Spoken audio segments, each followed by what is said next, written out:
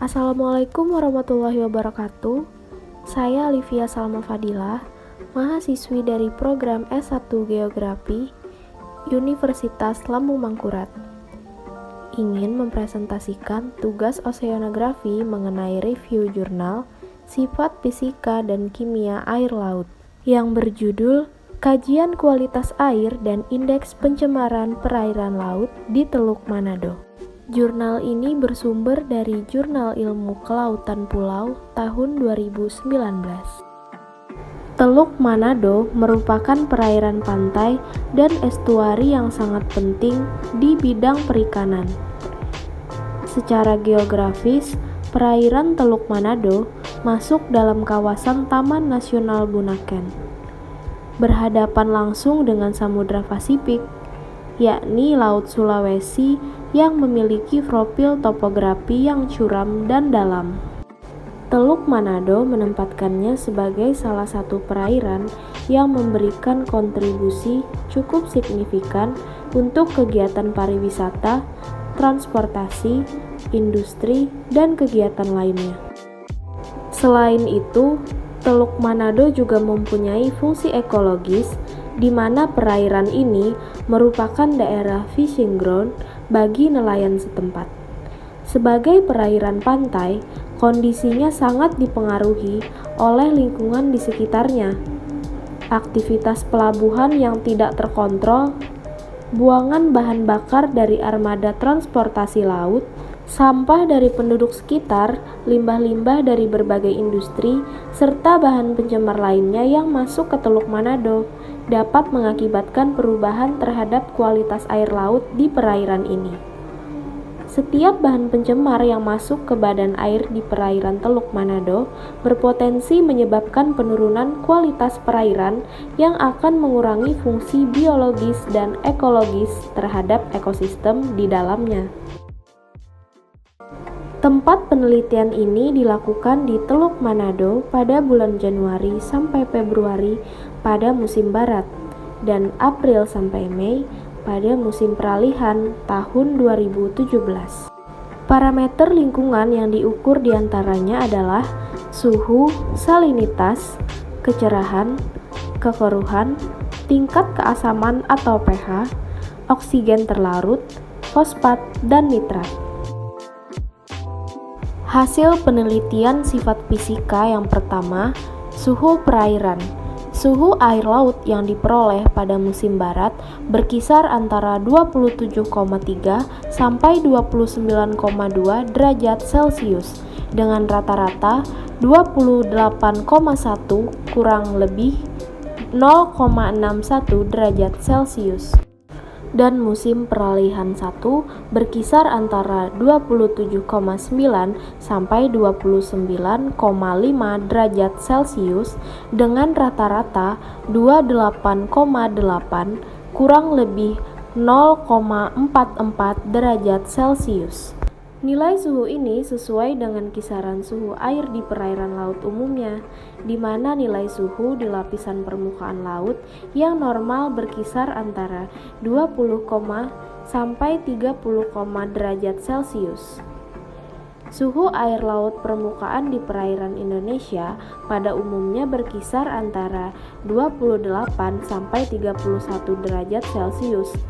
Sejauh ini, kisaran suhu yang teramati masih dalam batas kisaran optimal suhu air laut yaitu 28 sampai 32 derajat Celcius dan sesuai untuk kehidupan biota laut. Yang kedua, kecerahan. Nilai tertinggi 6,0 sampai 15,0 meter dengan rata-rata 10,0 kurang lebih 2,79 meter diperoleh pada musim peralihan pertama dan terendah pada musim barat yaitu berkisar antara 1,5 sampai dengan 10,5 meter dengan rata-rata 6,4 kurang lebih 2,74 meter. Rendahnya kecerahan air di musim barat diduga disebabkan oleh adanya pengaruh hujan dan resuspensi sedimen akibat pola arus. Kondisi ini menunjukkan bahwa tingkat kecerahan air di perairan ini sangat tergantung pada musim dan sedimentasi yang berasal dari sungai masuk ke perairan laut. Ketiga, kekeruhan. Kekeruhan air pada musim barat berkisar antara 1,42 sampai dengan 4,52 NTU dengan rata-rata 2,57 kurang lebih dari 0,94 NTU lebih tinggi dari musim peralihan pertama, yaitu antara 0,45 sampai 1,35 NTU dengan rata-rata 0,80 kurang lebih dari 0,25 NTU. Kekeruhan air laut dengan nilai tertinggi mendominasi perairan pantai dekat dengan muara sungai dan sebaliknya ke arah laut, kekeruhan airnya makin rendah. Kondisi ini menunjukkan bahwa tingkat kekeruhan tertinggi berada di daerah dekat pantai yang cenderung mendapatkan masukan dari daratan. Hasil penelitian sifat kimia yang pertama, derajat keasaman atau pH. Rendahnya nilai pH diduga dipengaruhi oleh massa air dari beberapa muara sungai-sungai, curah hujan, maupun proses oksidasi yang dapat mengakibatkan rendahnya nilai pH. Besarnya nilai pH air laut di perairan ini masih baik untuk kehidupan biota laut. Kondisi ini dikarenakan air laut memiliki pH relatif lebih stabil dan berada dalam kisaran yang sempit. Biasanya dipengaruhi oleh kapasitas penyangga, yaitu adanya garam-garam karbonat dan bikarbonat yang dikandungnya. Yang kedua, salinitas. Salinitas menunjukkan nilai tertinggi penyebarannya ke arah laut dan ke arah darat. Nilai salinitasnya makin rendah.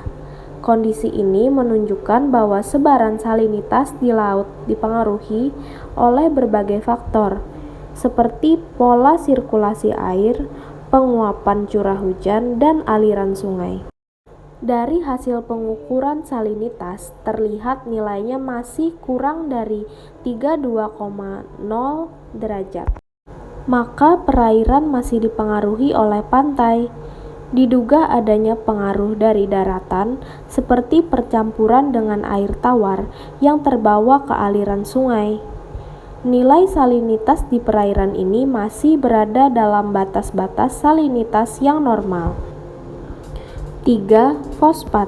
Hasil pengukuran menunjukkan bahwa kadar fosfat masih dalam batas aman bagi kehidupan biota laut.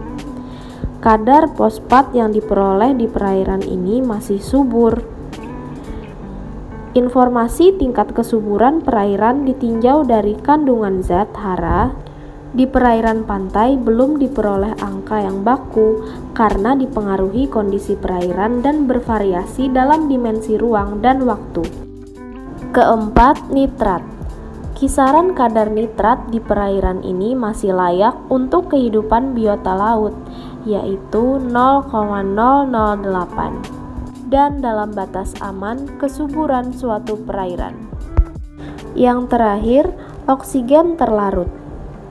Kadar oksigen terlarut di perairan ini relatif belum tercemar oleh senyawa-senyawa organis dan masih baik untuk kehidupan biota laut. Konsentrasi oksigen terlarut menunjukkan nilai terendah penyebarannya menuju ke arah darat dan sebaliknya ke arah tengah teluk, konsentrasinya makin tinggi.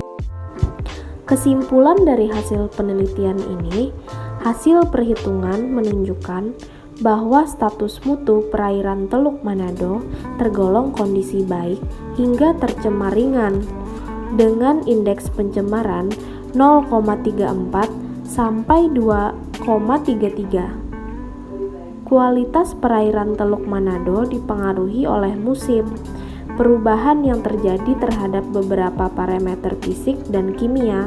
Perairan relatif tidak mencolok dan masih dalam batas aman untuk kehidupan biota laut.